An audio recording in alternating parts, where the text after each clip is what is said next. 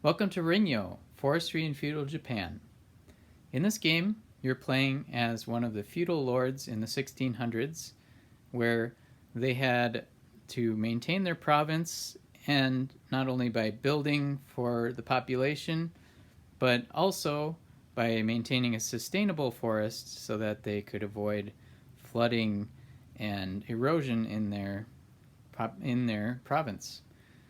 And you'll see that each player has their own province board that they are going to be puzzling out as a simultaneous worker placement game. So the first part of the game is placing down your 2 golden samurai and doing actions in the surrounding spaces. So you always put them in an intersection point. So maybe I come over here. And the actions you can take are things like planting, studying a tree, cutting a tree, building a rice paddy, and harvesting from that rice paddy. So over here, maybe the first thing I do is I want to plant a tree there because I think maybe these dark green pines will grow and with the rainfall. And over here, well, I need some of this lumber to build one of the buildings I'm trying to build. So I will cut this. And when you cut, you take all the pieces as one, and there you can imagine as a tall tree has one piece of lumber. Now my second worker can go anywhere as well. And in this case, I think first I want to harvest some rice from this rice paddy. So that would increase my rice. And I need to cut this tree for that castle I want to build. And then this one I don't want to cut, so I'm going to study this orange oak tree. And you'll see over here on your forestry track, you start from the bottom, and because I've studied one of these 2 trees, I get to put a little marker down, and that would let me do the action beneath it, which is peek at a weather card, which I'll explain. And also, by putting an orange down there, I'm creating a victory point multiplier for all of my orange forests that are out there are going to now be worth 1 point. And the more orange I get out, the more each of these is going to be worth. So the other ways you're looking at getting points are through building castles. So now that I have these, all these special spring actions, in this first phase of spring, you can do without a worker. So maybe I'll just build this castle, and you can put it on any intersection point, and then you gain a new family member, which is this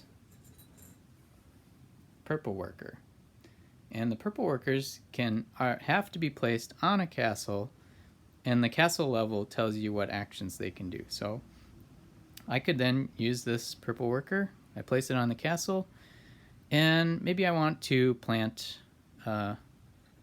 here another orange oak tree because, you know, it's going to be, maybe I'll focus on getting orange forests going. The other special actions you can do, say I had 2 trees that I wanted to join together. Maybe I cut 2 small trees instead of this tall tree.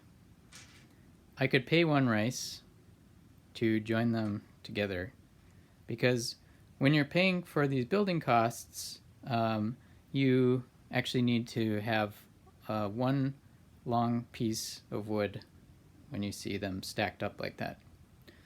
But I didn't do that. Instead, I had paid for this lumber.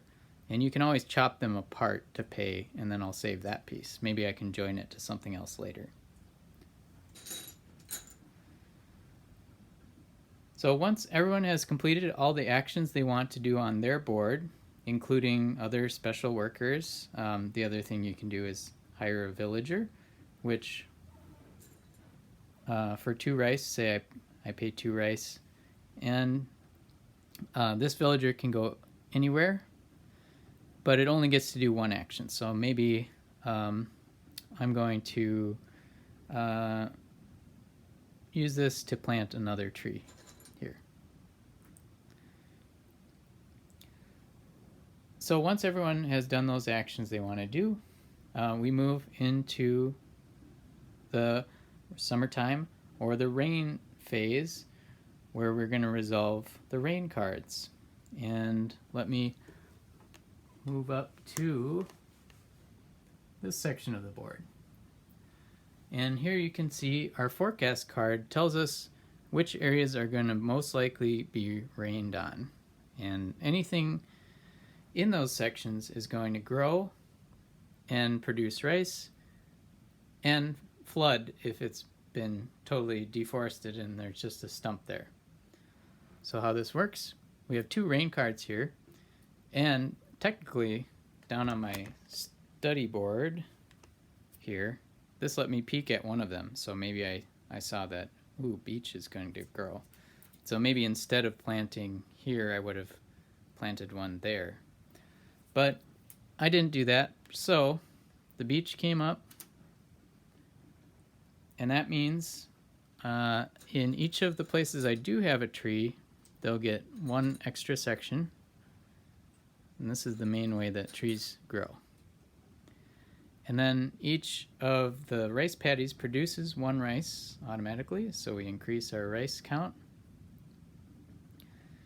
And then each empty space in yellow would get a flood. If there are 2 floods in a spot, they are going to spread downwards, and I'd have to choose which tree to destroy, or if it's a rice paddy, I'd have to destroy that rice paddy. So imagine it flowing downward and breaking up the trees from excessive flooding. So then we would resolve the second rain card. As you can see, because there's 2 rain cards listed in this particular forecast card. Now we have an A, and that is related to, you can see here, the pine. And all of these are a little bit different on the percentages of where it's going to rain, so you can make an educated guess. And so I would do the same here in pine. I would add 1 to each of these and put a flood token there. After the weather phase, we are going to be going to Edo. And this is the part where we're all going to be bidding for the shogun's favor. And that's when you have your secret bid dial. And what you do, you decide how much rice you want to donate. So in this case, I have up to 3 rice that I could donate here. And I also would be able to build a residence in Edo for special items. But unfortunately, I only have 1 little tree, so that's not going to work this round. And that means that I am upsetting the shogun. I'm going to have to bid 0 here. Otherwise, if I could bid something, I would put the number 1, 2, 3, 4, 5, 6 through 12 on this dial before revealing it. And then so in this case, maybe I bid 2 rice and nothing on buildings. So then I would have to pay 2 rice. And whoever is the highest number gets to bid first, gets to get their rewards first in Edo. And if you're building, if you are the highest, you're going to get 5 victory points. Because I bid 1-0, I'm going to get -5 points. And if I had bid a building, I would actually get to place it on one of these spaces in round 1, giving me a bonus. So either 2 villagers, 2 family members, a forestry card, or a shogun reward card, which is some in-game points for different objectives you meet. So say I had enough to build, and maybe I wanted to grab a forestry card, these green cards. Everyone starts with one of these as well. And these are really powerful one-time use cards that represent you've learned a skill in forestry, and it's going to help you, like plant one tree in each empty or flooded space of that area type. So that's the overview of the game. There's 6 rounds total, and then at the end you count up how many points you have, and that's the winner. So thanks for checking out Ringyō.